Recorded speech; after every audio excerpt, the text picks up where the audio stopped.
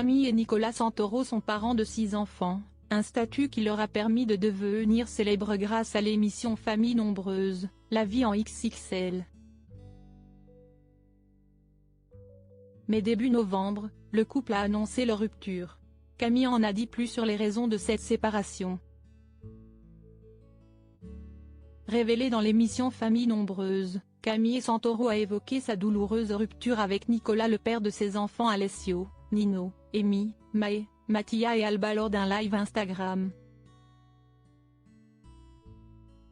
Émue, elle a expliqué que c'est le manque de sommeil qui a pesé sur son couple.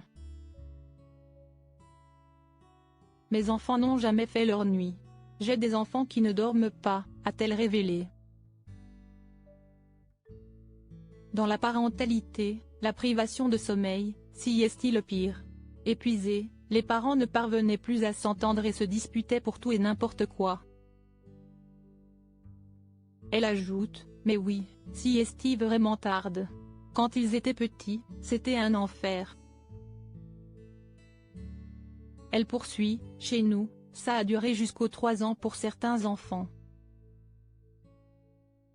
Point. Quand les parents me disaient que leurs enfants faisaient leur nuit, je me disais qu'ils mentaient. Je préférais me dire ça. C'était pour me rassurer. Dans un long post publié sur les réseaux sociaux, elle a ajouté, « Cela fait plus d'1 an que Nico et moi enchaînons les déceptions et les coups durs. Malheureusement, ces difficultés ont eu raison de nous. Nous nous sommes perdus. » C'est une période de tristesse et de transition. Mettre un terme à toutes ces années de vie commune est une épreuve dont nous nous relevons difficilement et que nous n'aurions jamais pensé vivre. Mais le dialogue entre nous n'a jamais été rompu, de même qu'il n'y a jamais eu de guerre, pas plus que de trahison. Une rupture douloureuse pour le couple. Nico et moi travaillons ensemble pour le bien-être de nos enfants, malgré les défis de notre séparation. Je n'aurais jamais dû être confrontée au harcèlement et à la pression publique qui ont accompagné cette période, a-t-elle ajouté, demandant de la part des internautes du respect et de la bienveillance afin de ne pas ajouter plus de malheur à tout ça. La vie est déjà assez complexe et nous devrions nous soutenir mutuellement plutôt que de juger et de critiquer.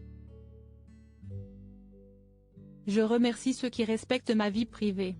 Je tiens fortement à ma liberté de pouvoir vous partager le reste de ma vie personnelle quand j'en ressentirai l'envie.